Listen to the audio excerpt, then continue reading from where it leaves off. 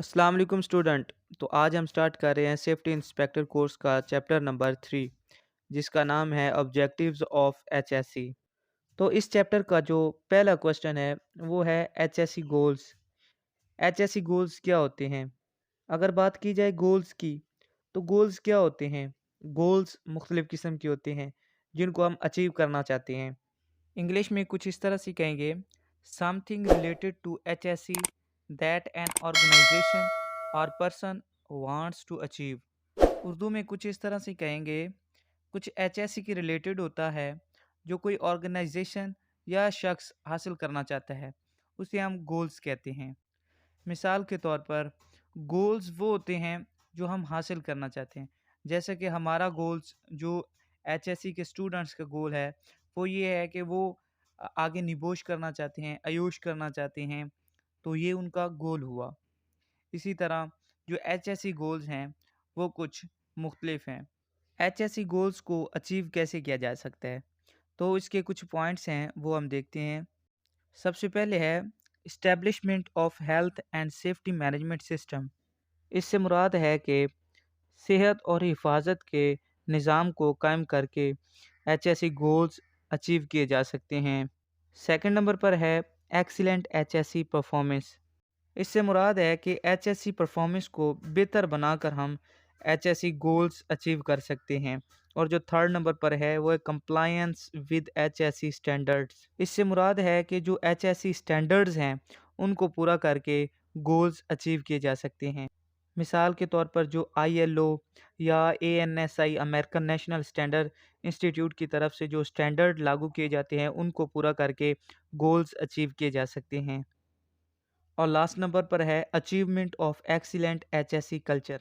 इससे मुराद है कि एचएससी कल्चर को बेहतर बना के हम गोल्स अचीव कर सकते हैं। मतलब कि एचएससी जो रूल्स हैं उनको फॉलो करके हम एचएससी गोल्स अचीव कर सकते हैं।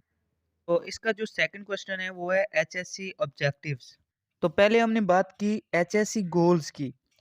तो जिस तरीके से हमने गोल्स को हासिल करना है, वो जिनकी मदद से हमने अचीव करना है, वो हैं ऑब्जेक्टिव्स।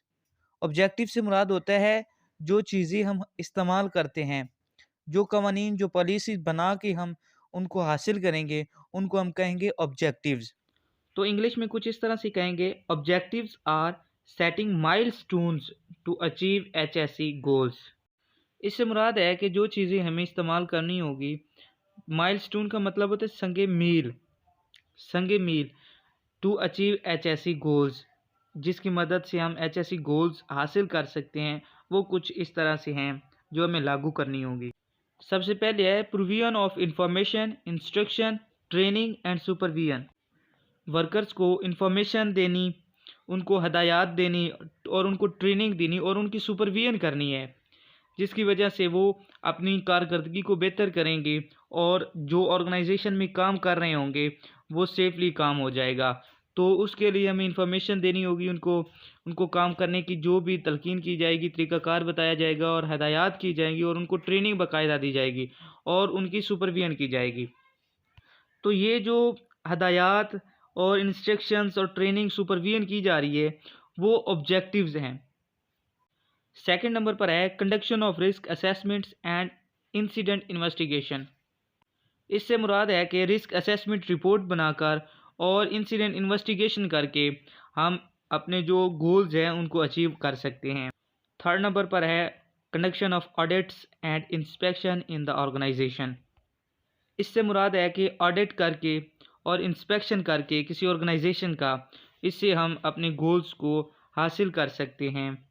चौथे नंबर पर है emergency and first aid arrangements. इससे मुराद है कि ऑर्गेनाइजेशन में फ़र्स्ट एड अरेंजमेंट बना के हम जो हमारा गोल्स है उसको अचीव कर सकते हैं। मिसाल के तौर पर अगर कोई एक्सीडेंट हो जाता है तो उस कंडीशन में अगर मेडिकल रूम हुआ तो वहाँ पर उसकी ट्रीटमेंट की जा सके, तो इससे भी हम अपने गोल्स को अचीव कर सकते हैं। और लास्ट नंबर पर है provision of induction training to new employees. इससे मुराद है जो नए एम्प्लॉयज़ होंगे उनकी ट्रेनिंग करके गोल्स को हासिल किया जा सकता है। तो ये कुछ ऑब्जेक्टिव्स थे जिनकी मदद से, जिनको हम फॉलो करके जो हमारे एचएससी गोल्स हैं उनको अचीव कर सकते हैं, उनको हासिल कर सकते हैं। इसके बाद है HSC objectives should be smart. यहाँ पर स्मार्ट है एक एक्रोनिम जिसकी मदद से हम ऑब्जेक्टिव्स को मज़ीद अच्छे से समझ सकते हैं। स्मार्ट में 5 अल्फ़ाबेट हैं, जिसमें एस से मुराद स्पेसिफिक, एम से मुराद मेजरेबल और ए से मुराद अचीवेबल और आर से मुराद रीज़नेबल और टी से है टाइम बाउंडेड। तो इनको कुछ इस तरह से डिफ़ाइन किया जा सकता है कि स्मार्ट में जो एस है उससे मुराद है specific. Specific are clearly defined and precise objectives. इससे मुराद है कि वाज़िया करके, वाज़िया तौर पर उसको डिफ़ाइन करना, और प्रेसिज़ का मतलब होता है ठीक तरीके से ऑब्जेक्टिव्स, और जो हमारे ऑब्जेक्टिव्स हैं उस वक़्त के जो पॉसिबल ऑब्जेक्टिव्स हैं उनको फ़ॉलो करके हम गोल्स अचीव कर सकते हैं। स्पेसिफ़िक से मुराद ये है। सेकंड नंबर पर है M, measurable. It is possible to measure achievement of the target usually by quantifying it.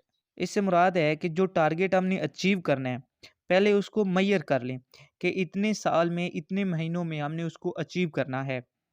Usually by quantifying it का मतलब है कि मिकदार का तयन कर लेना, कि जैसे मैंने आपको पहले बताया कि पहले आपने इसको मेजर करना है कि हमने इस टारगेट को इतने महीने, इतने सालों में अचीव करना है, और उतने महीनों और उतने से जो हमारे मंथ्स हैं उनमें ही उनको कवर करना होगा। तो ये आ गया हमारा मेजरेबल, और इसके बाद है achievable. It can be done. Achievable से मुराद है कि हमारा ऐसा टारगेट होना चाहिए जिसको हम हासिल कर सकते हों। उसके बाद है reasonable, with in the resources allocated. इससे मुराद है कि जो हमारे रिसोर्सेज हैं, हमारे जो ज़राए हैं, उनको हम मखसूस कर लें, उनको मुख्तस कर लें, जिसकी मदद से हमने अपने टारगेट को अचीव करना है। और लास्ट में है time bounded. Our deadline, our time scale is set for completion of the objectives. Time bounded से मुराद है कि कितने टाइम में करना है। टाइम स्केल सेट कर लेना है जिसकी मदद से हम अपने ऑब्जेक्टिव्स को कंप्लीट करते हुए अपने गोल्स को अचीव कर सकें। तो ये जो हमारा स्मार्ट एक्रोनिम है इसकी मदद से मज़ीद अच्छे से हम समझ सकते हैं कि हमारा एक स्पेसिफिक ऑब्जेक्टिव होना चाहिए, स्पेसिफिक ऑब्जेक्टिव होना चाहिए, मेजरेबल होना चाहिए और अचीवेबल होना चाहिए, रीज़नेबल होना चाहिए और टाइम बाउंडेड होना चाहिए, कि कितने टाइम में, मिसाल के तौर पर अगर हमने टाइम स्केल ये सेट किया है कि हमने 1 साल में इसको कंप्लीट करना है, इस टारगेट को अचीव करना है, तो हमें वो 1 साल में ही अचीव करने की स्ट्रगल करनी चाहिए। उस वक़्त हमें हमारा जो मुकम्मल टाइम है उसको सेट कर लेना है। कितने घंटे काम करना होगा, कितने घंटे रेस्ट करना होगा। तो इसी सिलसिले के साथ हम अपने जो गोल्स है, जो हमारे टारगेट्स हैं, हम उनको अचीव कर सकते हैं। बाद है एचएसई टारगेट्स। इसको इंग्लिश में कुछ इस तरह से कहते हैं, it is the short term planning that is done to achieve objective. याद है कि ये शॉर्ट टर्म प्लानिंग होती है जिसकी मदद से हम ऑब्जेक्टिव्स हासिल कर सकते हैं। कुछ इसके पॉसिबल एचएससी टारगेट्स में भी हो सकते हैं। नंबर 1 पे है 50% reduction in accidents rate this year. 50% reduction in accident rate this year. इससे मुराद है कि जो एक्सीडेंट की रेशो है वो कम कर दी जाए। 50% reduction in accidents rate this year. 50% accident की रेशो को कम करना होगा। मिसाल के तौर पर किसी ऑर्गेनाइजेशन में पहले 50 एक्सीडेंट होते थे, तो इस साल हमें कम करने होंगे। तो वो कैसे कम होंगे? वो एचएससी पॉलिसी बनाकर, उनको फॉलो करके, तो जो एक्सीडेंट की रेशियो है उनको कम किया जा सकता है। और सेकंड नंबर पर है completion of all 100% safety inspections over the year. इससे मुराद है कि सेफ्टी इंस्पेक्शन करनी चाहिए। आया कि जो वर्कर वहाँ पर काम कर रहे हैं वो सेफ्टी को फॉलो कर रहे हैं या नहीं। अगर नहीं फॉलो कर रहे हैं तो उससे ऑर्गेनाइजेशन को लॉस होगा। 100% इंस्पेक्शन होनी चाहिए ताकि जो वर्कर काम कर रहे हैं वो सेफ्टी को फॉलो करे और उसकी जो पॉलिसीज़ हैं उनको फॉलो करके अपना काम बेहतर से बेहतर बनाए और ऑर्गेनाइजेशन को प्रोडक्ट बनाने में कोई दुश्वारी ना आए। इसलिए इंस्पेक्शन करना ज़रूरी होती है। इसके बाद है carrying out risk assessment of all 50 activities. इससे मुराद है कि रिस्क असेसमेंट रिपोर्ट बनानी चाहिए 50 एक्टिविटीज़ पर, ताकि लोग काम बेहतर से बेहतर करें। जितनी उनकी रिपोर्ट हमारे सामने आएगी, ऑर्गेनाइजेशन के ओनर के सामने, एम्प्लॉयर के सामने आएगी, तो वो उनको काम करने की कोशिश करेंगे और हमारी जो ऑर्गेनाइजेशन है वो बेहतर से बेहतर काम करेगी। लास्ट नंबर पर है development of consultation process during the first 6 months. इससे मुराद है कि पहले 6 महीने में जो वो काम कर रहे हैं उनकी एक तरह की ट्रेनिंग होनी चाहिए। कंसल्शन का मतलब होता है मशवरा करना चाहिए।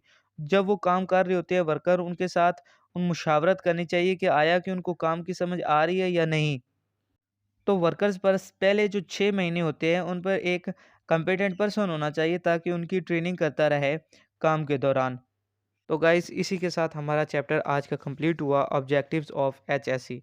तो गाइस अगर आप हमारे चैनल पर न्यू हैं तो चैनल को सब्सक्राइब करना ना भूलें। थैंक यू, अल्लाह हाफिज़।